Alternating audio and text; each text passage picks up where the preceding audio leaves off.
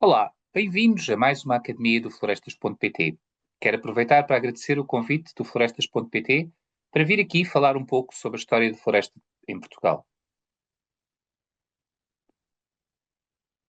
Ao longo desta Academia, vamos falar de como era a floresta pós-glacial holocénica, ou seja, a floresta que seguiu à última era glaciar, e vamos também perceber como é que os primeiros impérios influenciaram muito as nossas florestas. Vamos referir algumas espécies que foram introduzidas durante o domínio árabe e qual era o estado das florestas portuguesas no final do período medieval. E, finalmente, vamos olhar para o impacto que os descobrimentos tiveram em toda a floresta portuguesa. No final, vamos, obviamente, ver algumas mensagens que convém reter no final desta academia. No final da última glaciação, que foi o período Holocénico, ou seja, deu origem ao período Holocénico, há cerca de 12 mil anos, com o recuo dos gelos, as florestas e os bosques expandiram-se progressivamente por toda a Península Ibérica. E em Portugal, diversificaram-se em dois grandes tipos de macrobioclimas. O temperado, com mais influência atlântica, no norte e centro litorais, e o Mediterrâneo, na parte sul, com mais influência continental e vinda do próprio Mediterrâneo, em todo o interior e sul do nosso país.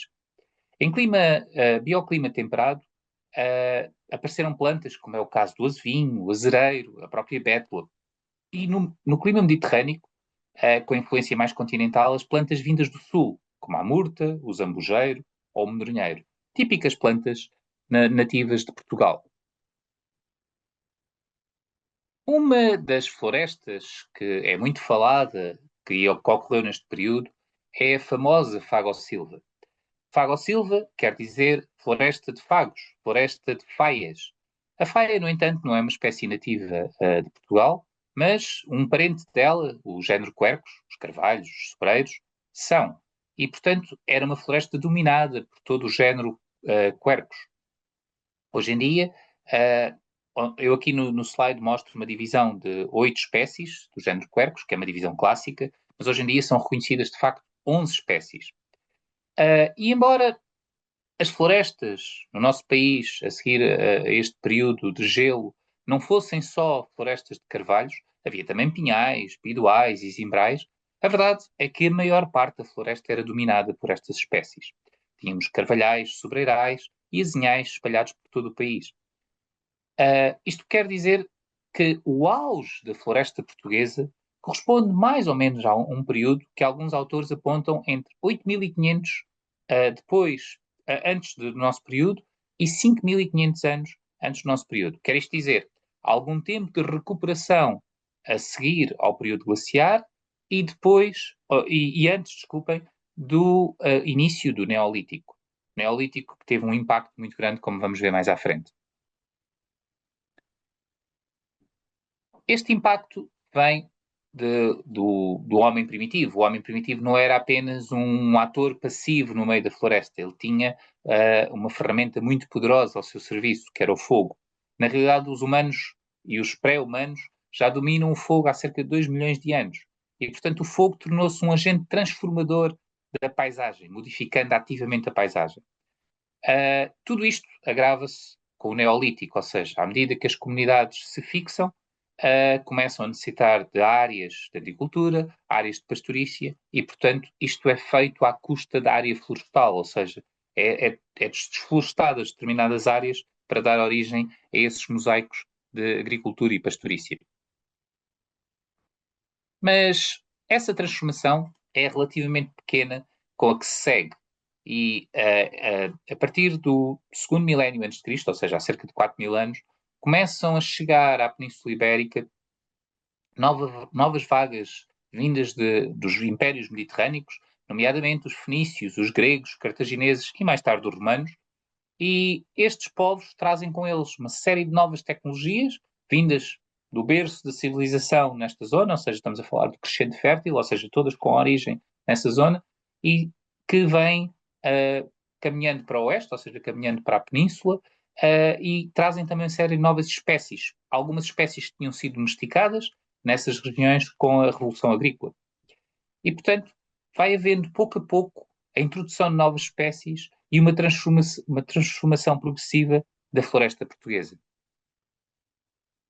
Algumas dessas espécies que foram introduzidas podem ser vistas neste slide, e estamos a falar de espécies, sobretudo agrícolas, espécies como é o caso da oliveira, dos cereais, etc., que são espécies que eram muito usadas e muito valorizadas, quer na alimentação, quer na, na produção de frutos. Estas espécies correspondem a um grupo de espécies que os biólogos chamam, que os botânicos chamam de arqueófitos, quer isto dizer plantas antigas. E opõe-se a um termo que se chama neófito, planta nova, que é uma planta que veio com o tempo dos descobrimentos e que já vamos falar delas. É claro que algumas espécies que tomamos como nativas, como é o caso do castanheiro, da alfarrobeira, há autores que indicam que elas tiveram origem, de facto, na parte oriental do Mediterrâneo e foram trazidas por estes impérios devido ao seu valor económico e alimentar.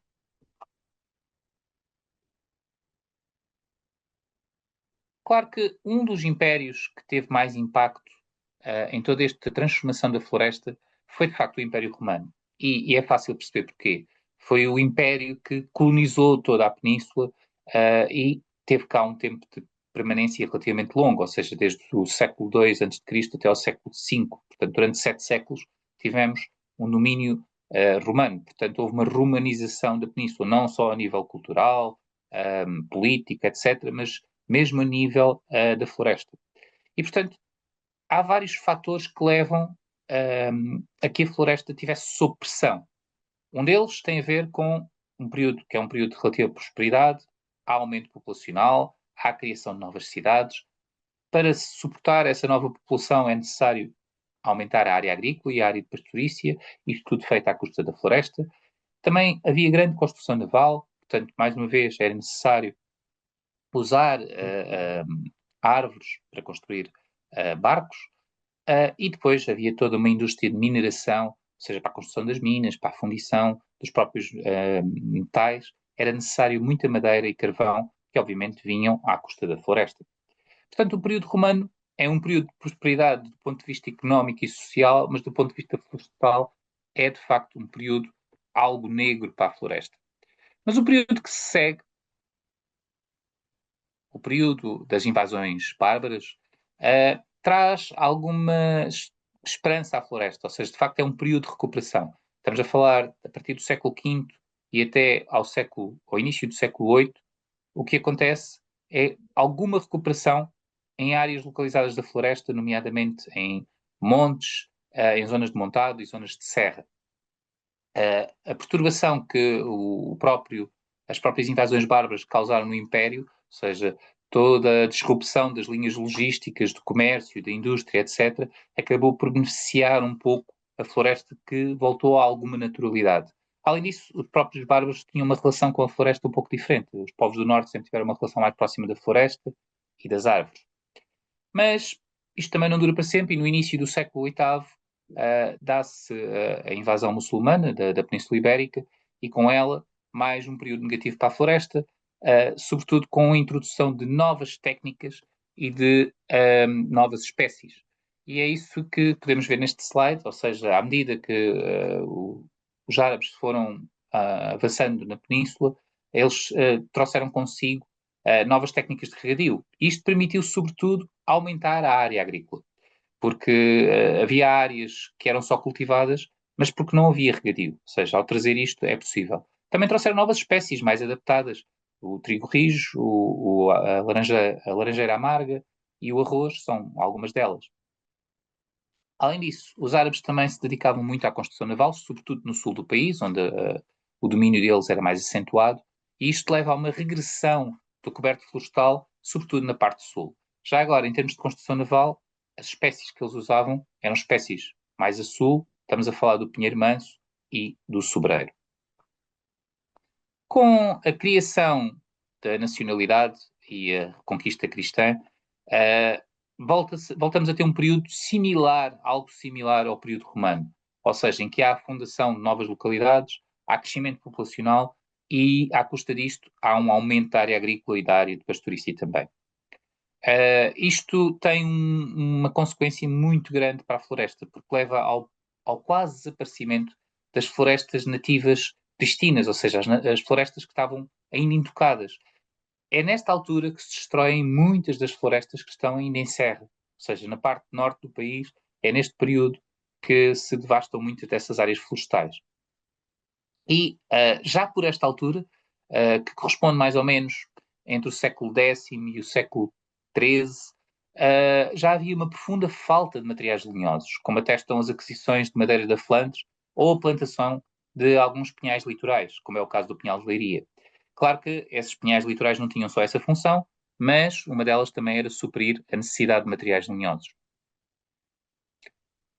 E é durante o período medieval que começam a evidenciar-se algumas das consequências desta desarborização massiva do nosso país.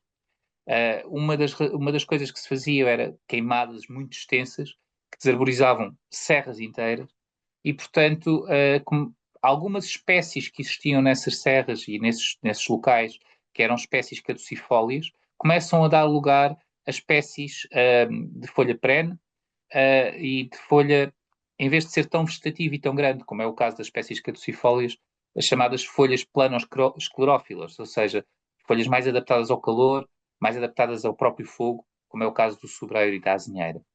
Também trouxe o aumento de matos pirófitos, ou seja, muitas das nossas serrarias que hoje estão cobertas com urze, estão cobertas com esteva, estão cobertas com tojo, são matos, são espécies pioneiras adaptadas aos regimes de fogo regulares, impostos pelo homem, e, portanto, que motiva a sua predominância em detrimento de outras espécies florestais que levam mais tempo e, obviamente, a atingirem uma floresta clímax. Estas queimadas e incêndios também tiveram uma consequência relativamente grave na fertilidade e em toda a química do solo. Portanto, hoje, o facto de nós termos solos geralmente pobres na maior parte do país e delgados é uma consequência deste período medieval. Isto também levou a uma dessecação geral do território, associado também a alterações climáticas. Obviamente, continuávamos em período de aquecimento e, portanto, alterou muito a flora que nós hoje encontramos pelo nosso país fora. Mas o período que se seguiu, os descobrimentos, não foi necessariamente melhor. Pelo contrário, descobrimentos são sinónimos de imensa construção naval e essa construção naval era feita à custa de madeira, ou seja, quer para as frotas mercantes, quer para a marinha de guerra. E apesar da marinha portuguesa ter começado com uns inícios muito humildes, a Força Naval Portuguesa, ao início, defende apenas a costa e defende apenas as fozes do rio, as pequenas cidades portuárias, etc. Mas rapidamente passa por uma marinha capaz de fazer viagens transoceânicas. E somos o primeiro país a ser capaz de fazer navios desse tipo.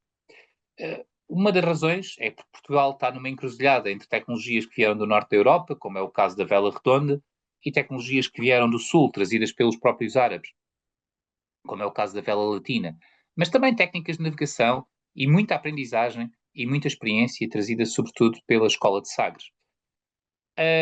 As sucessivas viagens de exploração, quer pelo norte da África, quer na conquista de novos territórios, obrigam à criação de uma marinha cada vez maior, de transporte, para trazer, para providenciar e sustentar as rotas comerciais, mas também para a defesa das próprias rotas comerciais e das feitorias ao longo da costa africana. E, portanto, no século XVI, Portugal tem a maior marinha do mundo e teria em simultâneo centenas a milhares de navios de grande porte. E estamos a falar de naus, caravelas e galeões, ou seja, navios muito grandes. E, por falar nisso, podemos ver o tipo de navios que Portugal usava. Posso-vos dar alguns exemplos. Um navio que era muito usado para defesa de costa era a galé. A galé era um barco a remos, com vela quadrada, ou vela redonda, se quiserem. A barca também com vela redonda era um barco de transporte e exploração. A caravela latina era mais usada também na exploração. Mas rapidamente estes designs evoluem. E posso-vos dizer aqui que, rapidamente, que, por exemplo, os Gilianos, quando dobrou o cabo bujador, usou uma barca. O Bartolomeu Dias, quando dobrou o cabo da Boa Esperança, usou uma caravela. E o Vasco da Gama, quando chega à Índia, chega no Manau, na São Rafael. Ou seja, rapidamente o design dos navios portugueses, no espaço de um século, ou menos de um século, mudou muito e transformámos navios que eram relativamente pequenos em navios de maior porte e com maior capacidade de carga, obviamente também mais bem armados. Isto significava o quê? Significava que era necessário mais madeira. E num país que já tinha pouca, como temos estado a ver, portanto, significava que tinham que ser muito otimizadas as construções naval no nosso país, ao contrário dos nossos vizinhos espanhóis, que tinham maior área florestal. Para vos dar um exemplo, as maiores naus que foram construídas eram absolutos monstros. A Madre de Deus, que foi uma nau construída, era uma nau que fazia a carreira das Índias, foi construída em 1589, foi perdida poucos anos depois. Ela foi construída em Lisboa, tinha 50 metros de comprimento, 7 conveses de altura e 1.600 toneladas de deslocamento. Era uma nau que podia levar 2.000 a 4.000 árvores na sua construção. Agora, que tipo de árvores é que eram usadas para construir estes navios? Há, de facto, muitas teorias, mas para a construção de todo a parte estrutural do navio, das quilhas, dos governantes, grande parte do casco, eram usadas madeiras muito duras. E estas madeiras encontramos as espécies que existem em Portugal, era o sobreiro, a azinheira, o carvalho alvarinho predominantemente, mas também o carvalho português e por vezes também o castanheiro. Agora, para partes como os mastros, as vergas ou os acabamentos finais, eram usadas madeiras mais flexíveis, eram madeiras que estavam mais sujeitas ao vento. E, portanto, aí era usado o pinheiro bravo, mas também o pinheiro de casquinha. Atenção que o pinheiro de casquinha nós temos nativo em Portugal, mas a área onde ele existe é muito pequena para suprir a necessidade desta altura. Então, muito dele era importado do norte da Europa. Claro que, à medida que Portugal vai descobrindo novos territórios, começa a aceder aos recursos florestais desses locais, nomeadamente da Madeira, da África Ocidental, da Índia e até mesmo do Brasil. E, em alguns casos, a construção naval era feita nesses locais. Noutros casos, a madeira era transportada para o continente. Mas, por exemplo, na Índia, era usada uma espécie exótica, que é a teca, que é uma espécie dessa região, e que era excelente para a construção naval. Mas nem todas as madeiras exóticas serviam para a construção naval. E, portanto, Portugal continuava a depender muito dos navios que eram feitos aqui no continente. E, portanto, em 1565, Dom Sebastião vai promulgar uma lei, que é a chamada Lei das Árvores, para incentivar a arborização do país. Ou seja, ele percebe que nós não tínhamos madeira suficiente para continuar neste ciclo de abate e de construção naval se não plantássemos. Portanto, mais uma vez, começa a criar-se as raízes de uma floresta plantada e não viver só de uma floresta natural. Se bem que isto já vinha de trás, mas é uma das leis que, de facto, dá origem a isso.